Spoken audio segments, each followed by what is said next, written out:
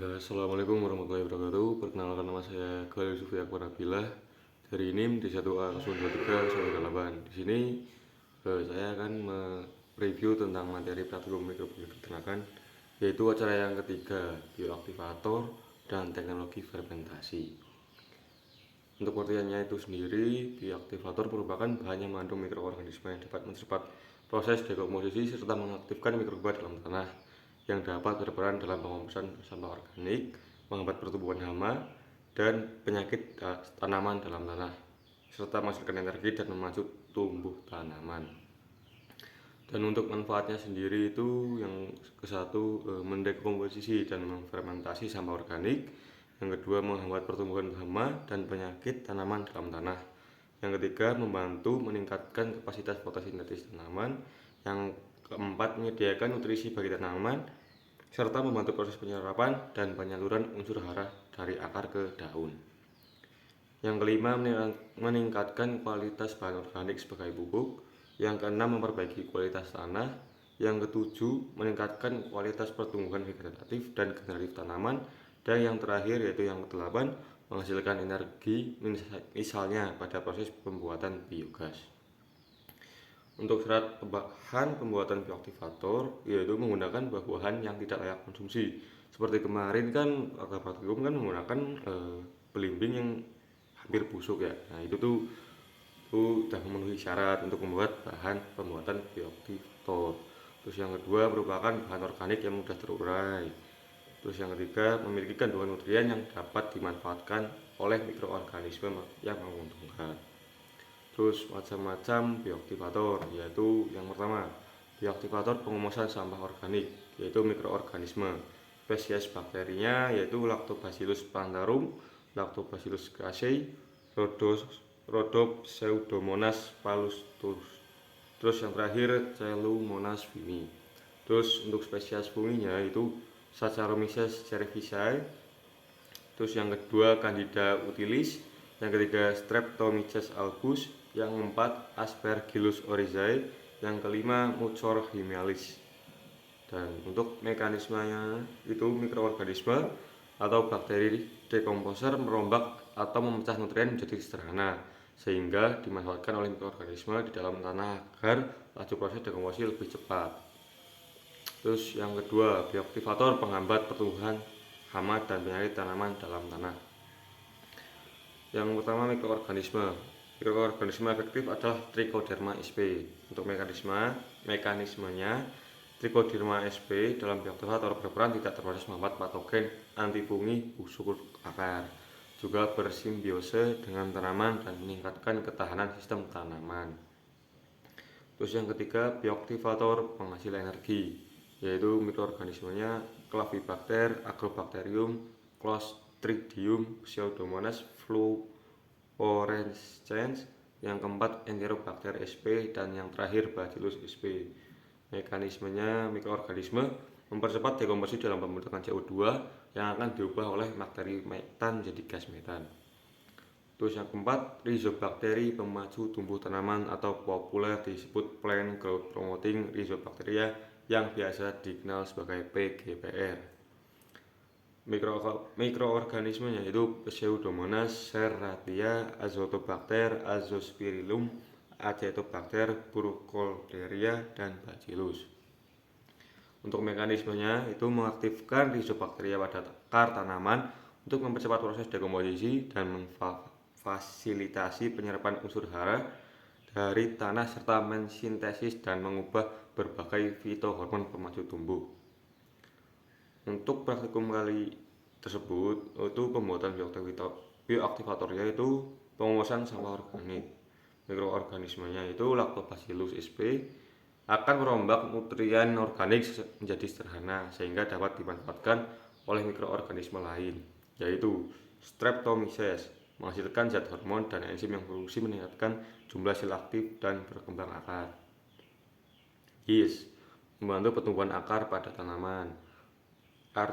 Actinocytetes, yaitu menghasilkan zat-zat antimikroba yang dapat menekan tumbuhan jamur dan bakteri patogen.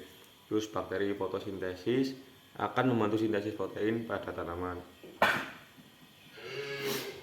Alat dan bahan yang digunakan. Untuk alat itu sendiri ada botol plastik, saringan, pisau, gelas ukur, talanan lateks, dan corong. Terus untuk bahannya itu buah, air kelapa, larutan gula jawa. Fungsi bahan itu sendiri itu buah tidak layak konsumsi, sumber bakteri asam, laktat, dan sumber nutrien. Terus larutan gula jawa itu sebagai sumber energi, air kelapa sebagai sumber mineral.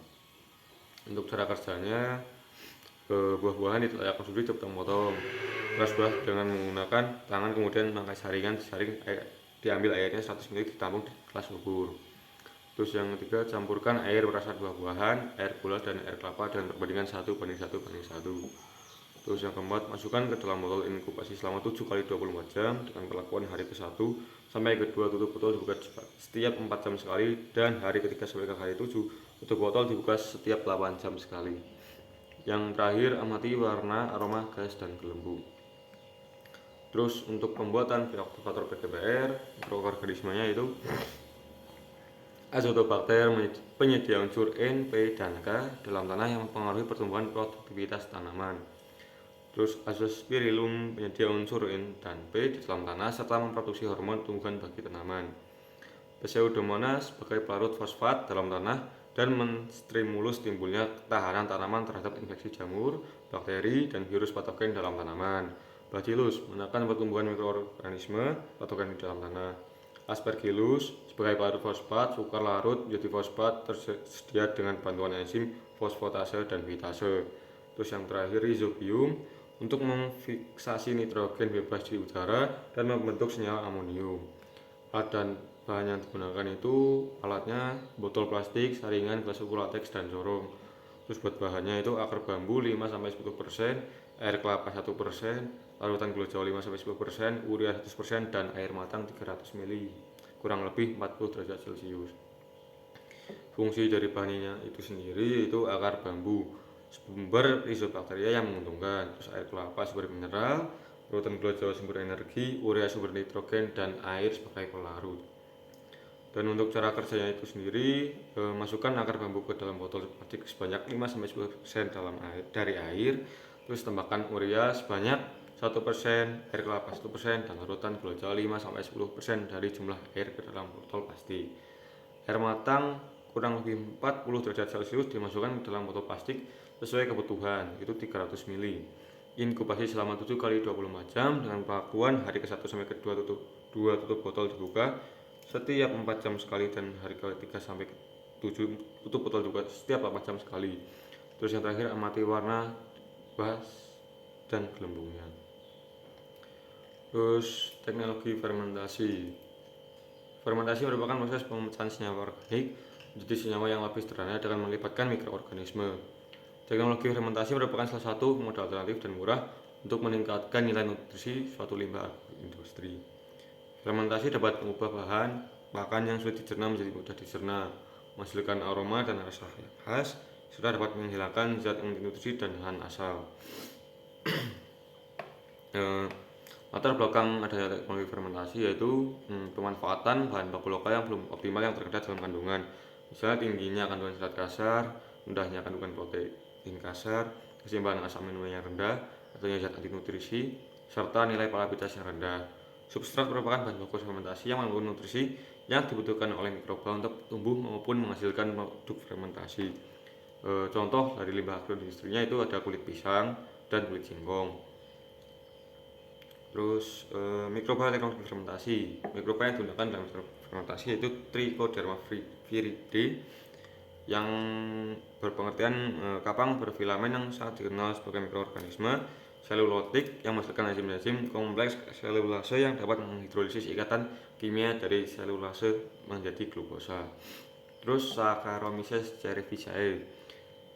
Saccharomyces cerevisiae merupakan cendawan berubah hammer yeast yang tergolong eukariotik, mempunyai potensi kemampuan yang tinggi sebagai imunostimulan, dan bagian yang bermanfaat tersebut adalah dinding selnya. Terus kelebihan dari kedua mikroba tersebut mudah diisolasi, mudah beradaptasi, mudah didapat, tidak bersifat patogen pada tanaman, penyebarannya luas. Terus buat mekanisme teknologi fermentasinya itu pada pembuatan rekver terdapat pertumbuhan urea dan molasses yang merombak ikatan lignoselulotik dan hemiselulotik menjadi lignin, silika, dan selulosa reaktif. Kemudian Trichoderma viride akan menghasilkan enzim selulase yang akan mendegrasi selulosa reaktif menghasilkan enzim endo 1,4 glukanase dan enzim exo 1,4 glukanase dan enzim glikosidase yang akan memecah rantai hidrogen selulase menjadi glukosa. Glukosa akan difermentasi Saccharomyces cerevisiae menjadi asam pirufat yang terdiri dari etanol, CO2, dan ATP. Disebut fermentasi bertingkat karena setelah difermentasi oleh Trichoderma viride akan dilanjutkan oleh Saccharomyces cerevisiae. Manfaat fermentasi yaitu memperpanjang daya simpan atau pengawetan, meningkatkan daya cerna, menurunkan kadar serat kasar, meningkatkan nilai palatabilitas, meningkatkan nilai protein pakan, menurunkan kadar zat anti nutrisi. Terus buat praktikum acara kemarin itu alat dan bahannya alat yang digunakan itu plastik laundry, pisau, talenan, penampakan plastik, timbangan analitik, Erlenmeyer, alat gelang, dan latex. Untuk bahannya sendiri, limbah agroindustri yaitu yang terdiri dari kulit singkong dan kulit pisang, molasses 5%, urea 0,5%, inokulum Trichoderma viride 5%, inokulum Saccharomyces cerevisiae 5%. Terus ya mungkin itu saja yang dapat saya sampaikan untuk sebagai ganti akibat saya melakukan post test 3 kali di matkul praktikum mikrobiologi peternakan ini ya, kurang lebihnya saya mohon maaf ya. Assalamualaikum warahmatullahi wabarakatuh.